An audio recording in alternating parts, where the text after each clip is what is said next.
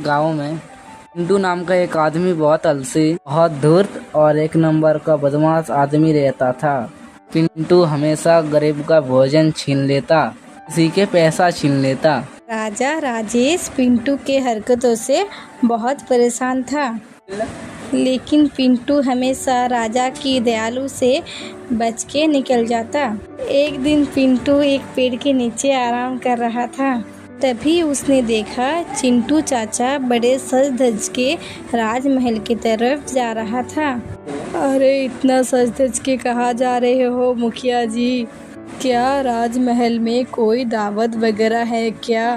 पिंटू की बात सुनकर गांव के मुखिया पिंटू के पास आकर बोला, बिल्कुल सही कहा पिंटू, क्या तुम्हें नहीं पता गांव के राजा राजेश ने आज गांव के सभी को दावत दिया है। अरे किस खुशी में? जहाँ तक मुझे पता है आज तो राजा का जन्मदिन भी नहीं है।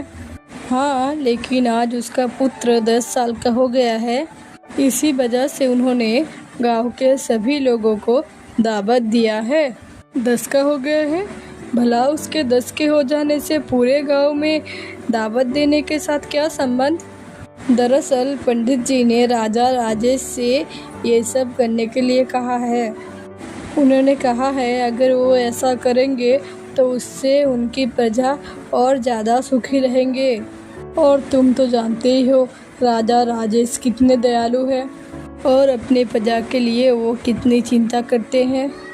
तो फिर तो काफ़ी अच्छे अच्छे पकवान भी बने होंगे। ये भी कोई कहने की बात है पिंटू, राजा के घर में दावत है तो जाहिर सी बात है एक से एक अच्छे अच्छे पकवान बने होंगे। तो फिर तो बढ़िया बात है मुखिया जी, आप चलिए, मैं कुछ ही देर में तैयार होकर राजमहल पहुंचता हूँ। पिंटू की बात सुनकर मुखिया जोर जोर से हंसता हुआ बोला, हा, लगता है तुझे किसी ने बताया नहीं पिंटू कि राजा राजेश ने सबको दावत दिया है सिवाय तेरे। क्या मतलब? राजा राजेश की साफ आदेश है कि आज के दिन पिंटू राजमहल के आसपास भी ना दिखे, नहीं तो उसकी खैर नहीं। ये तो राजा का बहुत गलत बात है मुखिया जी, क्या मैं इस गांव का व्यक्ति नहीं हूँ? ऐसे तो तुम्हारा राजा बहुत दयालु बना फिरता है। दयालु राजा वही है जो अपने प्रजा को एक समान समझता है।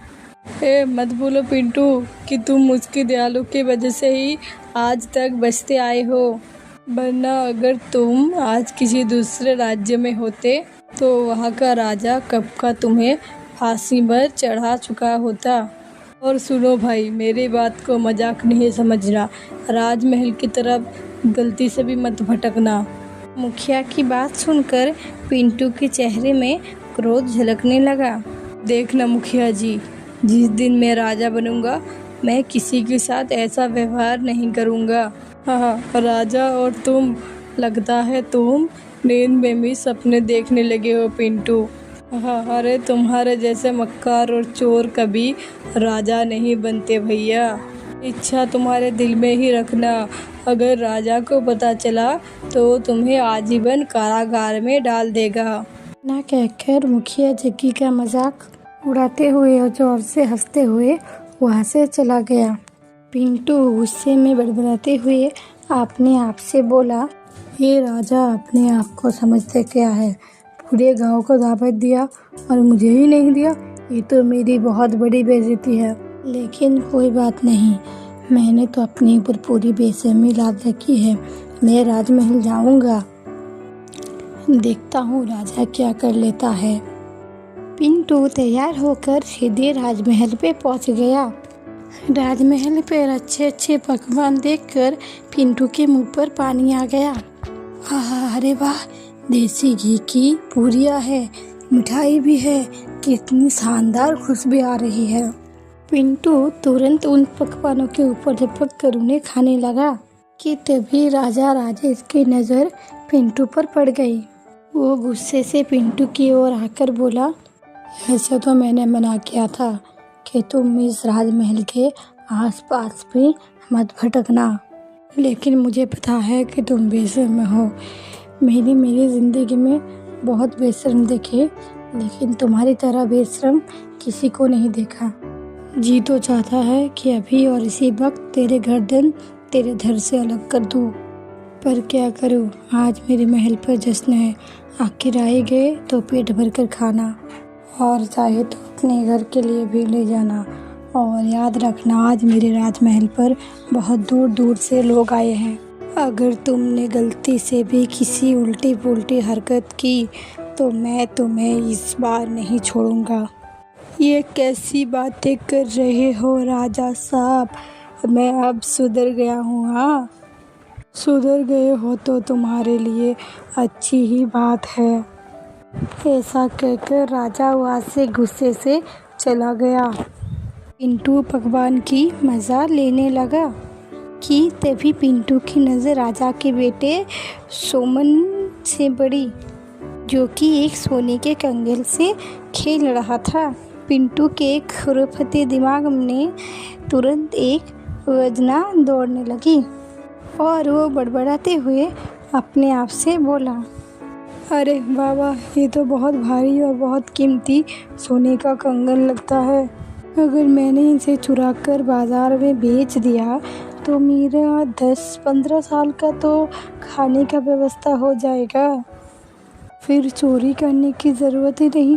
हाँ, पिंटू मुस्कुराते हुए राजा के बेटे सुमन के पास जाकर बोला, जी जी जी जी, राजा के बेटे होकर नकली सोने के कंगन से खेल रहे हो? तुम्हें तो असली सोने के कंगन के साथ खेलना चाहिए। ये असली ही सोना है, पिताजी ने मुझे दिया है। यकीन नहीं आता तो इसे छूकर देख लो। लाओ, दिखाओ तो मुझे।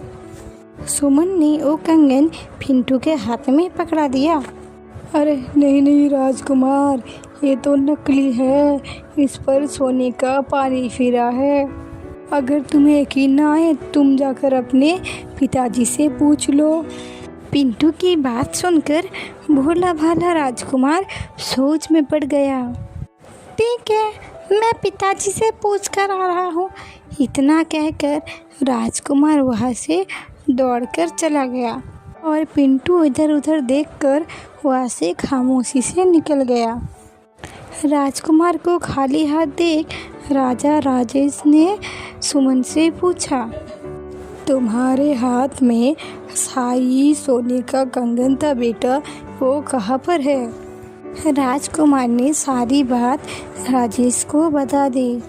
राजकुमार की बात सुनकर राजेश समझ गया कि ये सब पिंटू के ही किया धरा है। राजा राजेश गुस्से से बोला, बस बहुत हो गया, आज तो इसने हद पार कर दी। राजकुमार को बेवकूफ़ बनाकर राजकुमार से सोने का कंगन लेकर चला गया। सैनिकों को बुलाओ। कुछ ही देर में राजा के सैनिक सर झुकाए खड़े थे। जाओ, जाकर पिंटू को पकड़ के ले आओ। मुझे किसी भी हाल में पिंटू चाहिए, जिंदा या मुर्दा। राजा का आदेश पाते ही सैनिक गांव के ओर दौड़ पड़े।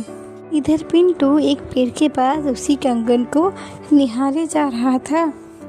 तभी गांव का एक व्यक्ति वहां पर आकर पिंटू से बोला, अरे पिंटू, इस बार तो तूने हद ही पार कर दिया। राजकुमार ने तुम्हें जिंदा या मुर्दा पकड़ने के लिए कहा है। इस व्यक्ति की बात सुनकर पिंटू पूरी तरह घबराकर बोला, अरे ये कैसी बातें कर रही हो भैया, राजा विक्रम तो बहुत दयालु है। मुझे लगा कि हर बार की तरह भी वो इस बार भी मुझे माफ़ कर देंगे। अरे पागल हो गया है क्या तू? इस बार तो तूने राजा के घर में ही चोरी कर लिया भैया। इस बार तो तेरी बहुत पक्की है, ठोक के बजा के, समझे भैया। इस बार तो तुझे भगवान के अलावा कोई भी बचा नहीं सकता। मैं राजा के पैर पकड़ कर माफ़ी मांग लूँगा और ये कंगन भी उसे वापस कर दूँगा। अरे बेवकूफ़ है क्या? इस पर राजा बहुत गुस्से में है। अगर तू कंगन लौटा के लिए भी वहाँ पर गया ना तो राजा तुझे जिंदा नहीं छोड़ेंगे। और तो और किसी सैनिक ने तुझे देख लिया तो सैनिक ही तुझे जिंदा मार देंगे, समझा? तो अब मैं क्या करूं? मेरी सलाह मान तो तू इस राज्य से कुछ देर के लिए कहीं चला जा। इतना कहकर वो व्यक्ति वहाँ से चला गया। तभी पिंटू ने देखा कि 3 घोड़े के सैनिक उसी की तरफ आ रहे हैं। पिंटू घबराकर जंगल की ओर भागने लगा और एक घने जंगल के अंदर घुस गया। और 3 सैनिकों में से एक सैनिक ने बोला, वो देखो, वो उस जंगल के अंदर गया है, चलो जंगल में जाकर उसे पकड़ते हैं। नहीं, रहने दे, क्या तुझे नहीं पता उस जंगल में भूतों का साया है? वो उस जंगल में जिंदा तो गया है लेकिन बच के बाहर नहीं आ पाएगा। समझ लो कि पिंटू ने उस जंगल के अंदर जाकर मौत को खुद चुन लिया है। चलो जाकर राजा को सब कुछ बता देते हैं। सैनिक वहाँ से चले गए। पिंटू घने जंगल में दौड़ा जा रहा था। तभी अचानक पिंटू एक पत्थर से टकरा गया और वो एक तालाब के अंदर गिर गया। इधर कुछ घंटों बाद राजमहल का हालात सामान्य हो चुका था। राजा राजेश अपने मेहमानों के साथ बातचीत करने में व्यस्त था कि तभी एक अद्भुत घटना घटी। राजा राजेश जैसा दिखने वाला और एक राजकुमार वहाँ राजमहल में पहुँच गया और राजा राजेश को देखकर गुस्से में चीखते हुए बोला, कौन है तू बेरूपिये और मेरे मेहमानों के साथ यहाँ पर तू क्या कर रहा है? राजा राजेश की बात सुनकर वहाँ पर सभी खड़े मेहमान दूसरे राजा राजेश को हैरानी से देखने लगे। राजा राजेश अपने सामने हुबहू हमशक्ल को देखकर हैरानी में बढ़ गया। बेरूपिया मैं नहीं, बेरूपिया तू है। क्या सबूत है कि राजा राजेश तू है? क्या सबूत है कि तू असली राजा है? वहाँ पर खड़े सभी लोग ये समझ नहीं पा रहे थे कि कौन असली राजा है और कौन नकली। मैं ही असली राजा हूँ। मैं यहाँ सुबह से अपने मेहमानों की सेवा और सुसार में लगा हुआ हूँ। अगर तू असली राजा है तो दिखा वो शाही कंगन जिसे पिंटू ने चुरा कर लेकर गया था। मैंने सैनिकों को उसके पीछे भेजा था लेकिन सैनिकों ने कहा कि वो उस जंगल में अंदर चला गया जहाँ से कोई वापस नहीं आता। इस सभा में सभी जानते हैं कि राजा राजेश किसी से नहीं डरता। तेरे बेटे के शाही कंगन चोरी हो गया और तू यहाँ मेहमानों के साथ बैठकर गप्पे लड़ा रहा है क्योंकि तू राजा राजेश नहीं है।